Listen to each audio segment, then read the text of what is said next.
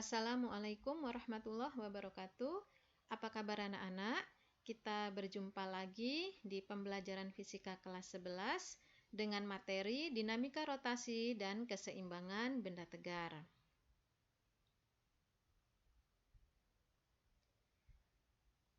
Poin-poin pada dinamika rotasi dan keseimbangan benda tegar, kita akan membahas untuk hari ini ada torsi, momen inersia, dan momentum sudut.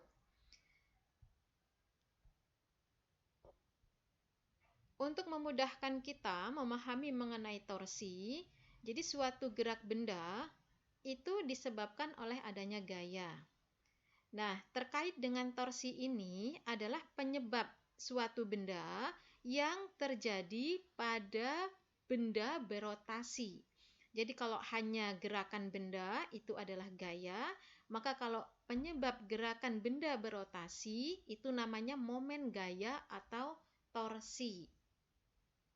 Jadi konsep torsi ini dalam aplikasi kehidupan sehari-hari bisa kita lihat pada saat kita membuka pintu yang berengsel, membuka dan menutup pintu yang berengsel, dan pemasangan dan pembukaan pada murbaut dengan menggunakan kunci pas.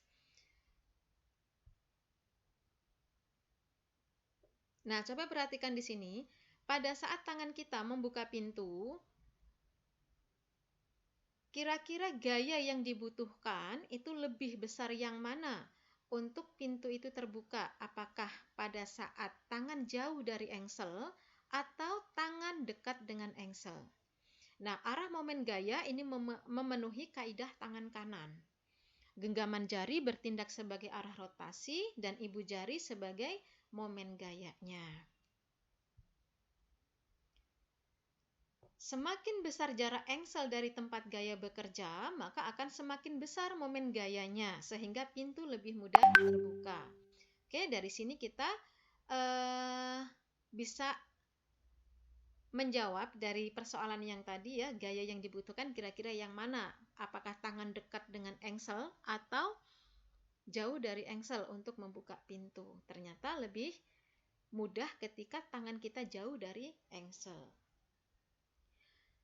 Momen gaya didefinisikan hasil kali antara gaya dengan jarak titik ke garis kerja, atau sigma tau sama dengan T atau tau 1 ditambah tau 2 ditambah dan seterusnya. Nah, begitupun pada saat kita membuka atau memasang murbaut.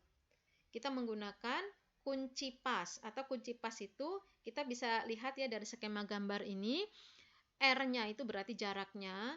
Kita lebih mudah yang mana pada mau membuka murbaut ini? Apakah posisi tangan kita di ujung sini, di tengah, atau dekat dengan murbautnya? Ini perhitungannya bisa kita hitung dengan menggunakan konsep torsi atau momen gaya, di mana momen gaya itu merupakan perkalian antara momen inersia dikali dengan percepatan sudutnya. Nah, lengan torsi adalah jarak tegak lurus antara gaya yang bekerja dan sumbu rotasi. Torsi ini merupakan besaran vektor. Kenapa disebut besaran vektor? Karena mempunyai nilai dan arahnya.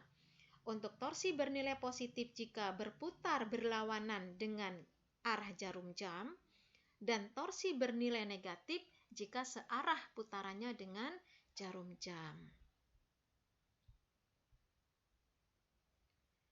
Oke, kita lanjutkan ke poin yang kedua, momen inersia. Jadi pada momen inersia ini saya mengingatkan mengenai analogi dari momen inersia adalah mengenai hukum 1 Newton. Hukum 1 Newton itu mengenai hukum kelembaman. Hukum kelembaman disebut dengan inersia. Jadi pada hukum 1 Newton mengenai kelembaman, benda yang diam akan tetap diam, benda yang bergerak lurus akan tetap bergerak lurus. Nah, sekarang pada momen inersia ini, inersia adalah kecenderungan benda untuk mempertahankan keadaannya. Nah, pada momen inersia, sebuah partikel bermassa M didefinisikan hasil kali masanya dengan kuadrat jarak, atau I sama dengan mr kuadrat. Nah, ini keterangannya.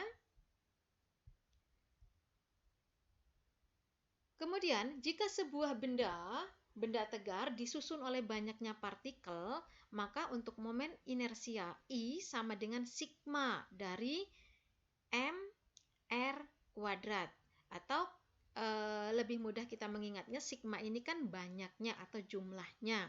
Kalau misalkan ada masanya 3, berarti M1 R1 kuadrat ditambah M2 kali R2 kuadrat ditambah M3 dikali R3 kuadrat. Itu jika ada 3 masanya. Kemudian, poin yang ketiga adalah momentum sudut. Pada momentum sudut ini, analoginya adalah sebuah benda yang mempunyai momentum linier. Kita pernah membahasnya mengenai momentum ya. Jadi P sama dengan M kali V. Ini adalah untuk momentum linier atau benda yang bergerak lurus.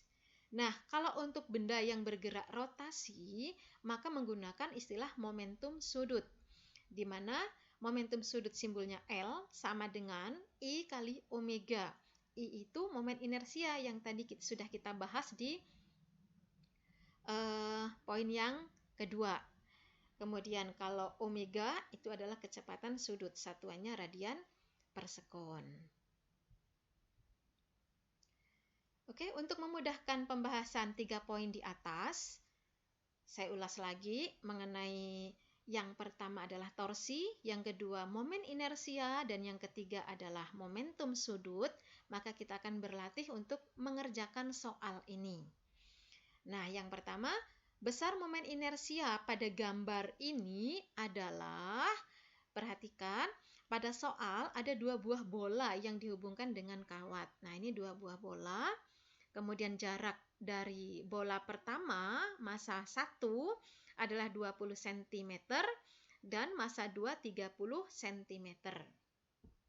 Dari sini dilihat perputarannya itu pada poros A, apakah searah jarum jam atau berlawanan arah jarum jam ketika dengan massa 1 dan massa 2.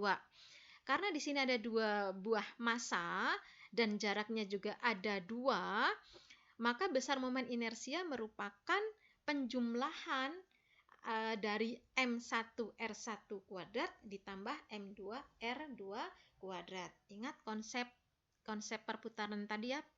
Jika searah jarum jam maka bernilai negatif, dan searah jarum jam bernilai positif. Poin yang kedua. Poin yang kedua ini, sebuah bola pejal masanya 0,25 kg, jari-jarinya 20 cm, berotasi, kecepatan sudutnya 20 radian per sekon. Berapakah momentum sudut bola tersebut? Nah, ketika berbicara mengenai momentum sudut, maka yang ditanyakan adalah L. L sama dengan I kali omega.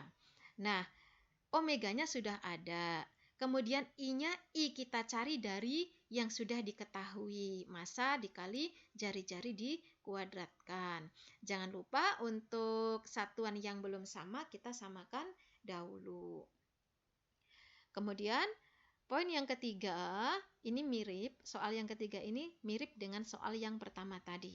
Yang ditanya adalah momen inersianya untuk sebuah benda yang gambarnya seperti ini. Batang AB masanya 2 kg diputar melalui titik A. Nah, batang AB ini masanya 2 kg. Ketika diputar di titik A adalah ini, momen inersianya 8 kg meter persegi. Nah, pertanyaannya, jika diputar melalui titik O, di mana panjang AO dan OB itu sama, maka momen inersianya menjadi titik-titik. Oke, silahkan kalian berlatih untuk menjawabnya dari clue yang sudah saya berikan tadi. Mudah-mudahan ketika langsung dikerjakan, dicoba, itu akan memudahkan untuk mengerjakannya daripada harus ditunda. Nah, ada beberapa kalimat yang ingin saya sampaikan. Jika kamu tidak ingin mengejar apa yang kamu inginkan, maka kamu tidak akan mendapatkannya. Jika kamu tidak bertanya, maka jawabannya adalah tidak. Dan jika kamu tidak melangkah maju, maka kamu akan tetap berada di tempat yang sama. Sekarang pilihannya itu ada di kalian semua. Apakah kalian mau mengejar mimpi kalian untuk bisa dipaham di materi fisika ini, atau tidak sama sekali? Jadi semua jawaban ada di kalian masing-masing.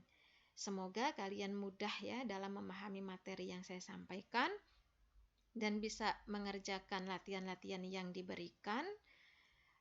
Tetap semangat, jaga kesehatan. Saya cukupkan. Wassalamualaikum warahmatullahi wabarakatuh.